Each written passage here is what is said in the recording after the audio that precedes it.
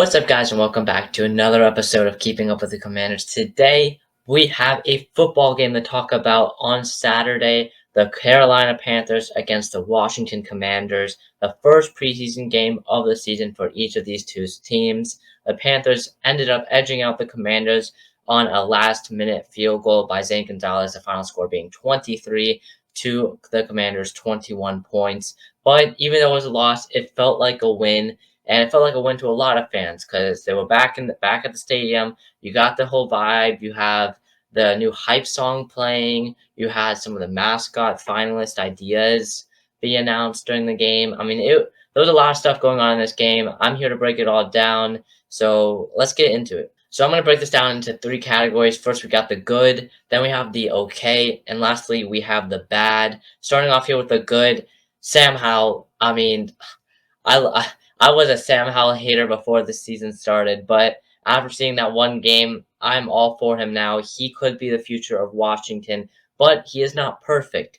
Of course, he went 9 of 16, 145 passing yards, 19 rushing yards, 2 rushing touchdowns, but he did end up taking 2 sacks, partly on him as well. One of the big things coming into this draft with Sam Howell is that, yes, that arm is there, and that arm is very talented. He has a lot of arm talent. He can connect on the deep ball. He can connect across the middle of the field. He can make good decisions at times. It ended up multiple times in the pocket. That was one of his weaknesses, his pocket awareness, just rolling out of the pocket when he doesn't need to. But he did do a pretty solid job of that. But more stepping up in the pocket when he didn't need to, that which led to 2 of his sacks that did occur. So, I mean, there's stuff to work out with Sam Howell. He will be a project, but so far, I'm really liking what I'm seeing. Overall, a lot of the rookies really stood out. Continuing with them, first we had Sam Howell, now we have Brian Robinson, the third-round rookie out of Alabama. He had 6 carries for 26 yards and a touchdown, along with 2 catches for 15 yards as well. He really looked like he could be a starting running back come week 1, and this might be a hot take, but I'd rather have him right now over Antonio Gibson as our starting running back week 1. And I'm really all for it if that's what Ron Rivera and that's what Scott Turner wants to do. Having him as our primary back, it probably won't happen because they are committed to Antonio Gibson. I'll get more into Gibson a little bit later because there's some stuff we need to talk about with him.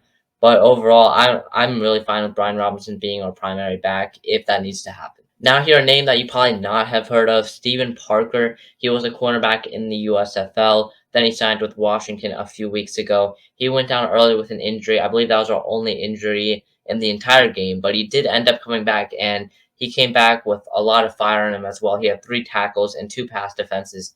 I mean, he, especially in that second half, he was definitely on it. He knew what he was doing. It looked like he could be on that 53-man roster. Right now, he probably wouldn't make the team, but if you can have another performance like that next week against Kansas City or the week after that against Baltimore, I could really see him possibly sneaking into this 53-man roster. I would also say another part of the good, this might not be one of the greatest things like Sam Howell or Brian Robinson that happened, but a pretty good thing that happened was our pass rush. We started off pretty slow, especially with our front four. They didn't apply a whole lot of pressure. They did once Montez Sweat, a big matchup that I was keeping an eye on in that first quarter, was Montez Sweat up against the Panthers first round, I believe 6th overall pick, I want to say, Ikem Ekwonu.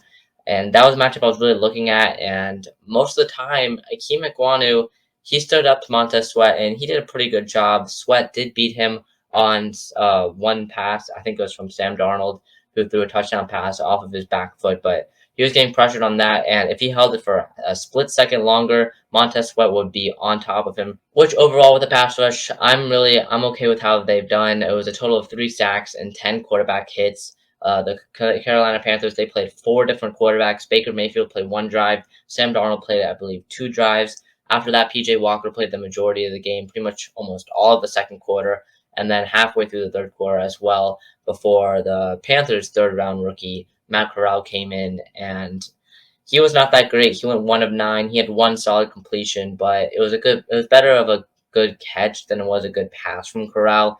Corral really struggled as well with his pocket presence, just like Sam Howell. He was kind of what I thought Sam Howell was going to be in his first preseason game.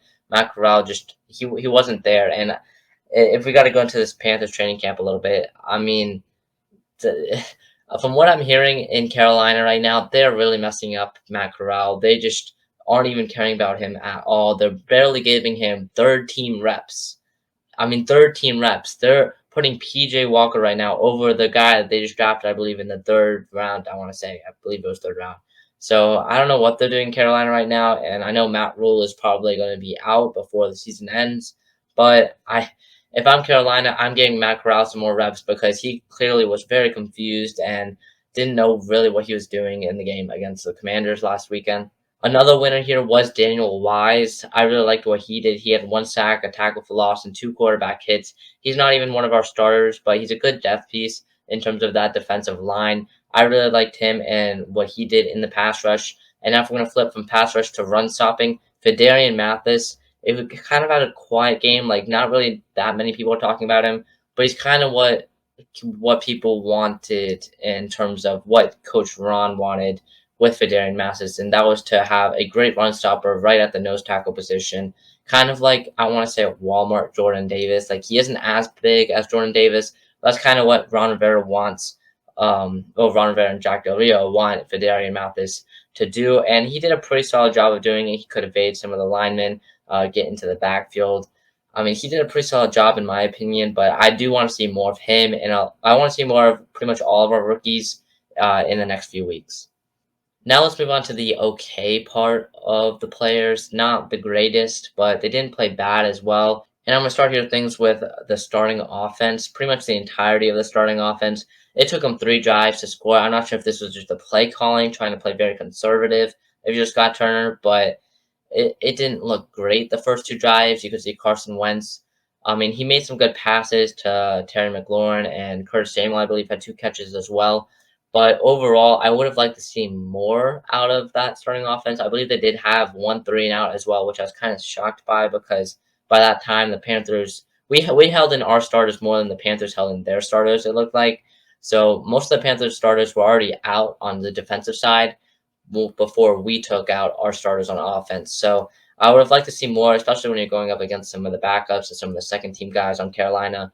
But we'll just have to see if Carson Wentz is going to play next week against Kansas City, or maybe the week after that against Baltimore as well. Now here continuing, kind of a part of it, Jahan Dotson. I was really excited to see the rookie. I had my Jahan Dotson jersey on when I was at the game, but he was pretty quiet. He had 1 target, but on the stat sheet it really says 0 because the 1 target he did have, I believe the defender was holding on him. So then they got the holding call, but the play didn't count, I guess, on the stat sheet because it was a penalty. So technically he had 0 targets, 0 catches, and 0 yards. But I'm looking to see more of him this upcoming week. That's kind of a lot of these guys on the offense. I want to see the starters play again against Kansas City because I think the Kansas City defense is what's going to be. I think they're a little bit underrated right now. I think they could be a little bit above average from what people are saying. You got guys like L'Jarius Sneed on there. You have some rookies like Leo Chanel and Trent McDuffie who I think could make a major impact this upcoming season. So, and that pass rush as well. Frank Clark, George Karlaftis had a good game for Kansas City last weekend. So I'm hoping to see if the Stars can play a little bit more next week against Kansas City and show a little bit more than what they did last week on Saturday because it wasn't great what they showed on Saturday. And here, let's continue. The Joey Sly, the kicker, he wasn't great at all. I mean, he missed an extra point, which I believe was his second on the Commanders. He joined halfway through the season, or just over halfway through the season last year. But he missed another extra point. And when I was watching him at halftime, he doinked a few kicks off the crossbar during practice at halftime. So I don't know what's up with him. Hopefully he can turn around come week 1 because when he gets put in the clutch like Zane Gonzalez did, making that game-winning field goal with I believe like 20 seconds left. I feel like we're gonna have some of those moments this season, and Joey Sly has got to make those field goals because if he doesn't, he could lose his job, and we could have another kicking carousel again this upcoming year. And I really don't want that. I think Joey Sly is that guy. He can be that guy, and I mean our special teams could be one of the best if Joey Sly can just go back to what he was at the end of last season. Now let's go to the bad. I'm going to start here with kind of the obvious one, Antonio Gibson. In case you haven't heard, he fumbled again. It wasn't great. The performance, I believe he had 6 carries for 2 yards, I believe was the final stat line for him. It wasn't good. I think that stat line might be off actually just by a little bit, but 6 carries for minimal yards for a starter, I guess, with against backups and stuff. He ended up playing with the second team. On the second drive, he ended up fumbling, I believe, on his third or fourth carry of the game. We had this problem last year. He had 6 fumbles last year. So then he got benched for Brian Robinson. Brian Robinson came in, scored a touchdown. Crowd goes wild, and the Brian Robinson train right now, hop on it right now because Antonio Gibson is struggling mightily. He did that in practice too and in training camp so far. He's been putting the ball on the ground a lot. So we'd like him to improve his ball security. But right now, I am all for Brian Robinson. I mentioned it before in this episode, but please start Brian Robinson week 1 if this continues throughout training camp, because I don't want Coach Ron and Coach Turner to start a guy who might not be at his fullest potential, or might not be where he was last year, but they still believed in him because he's been on the team for longer than the rookie has, but the rookie is clearly better. I don't want to have one of those situations because that could get in trouble with Ron, and if Ron's trying to keep his job, try and keep the fan base with him, a good thing would be giving Brian Robinson some more carries, especially next game and the game after that, because Brian Robinson is a fun show to watch, and I'm all for him taking that starter role. Another thing that's pretty bad was the entire secondary. They gave up 195 total passing yards, which doesn't sound that bad on the stat sheet, but I was there and it was pretty bad. Especially since you sign and you draft guys that are supposed to help with it, help the depth.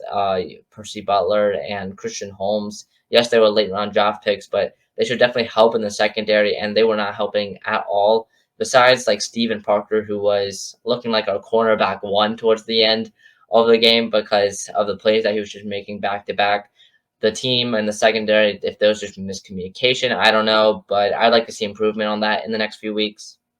And overall, our run defense was pretty solid, I would say, against the backup running backs that the Panthers played. Chuba Hubbard, he started off pretty great, actually, and our deep run defense wasn't the best.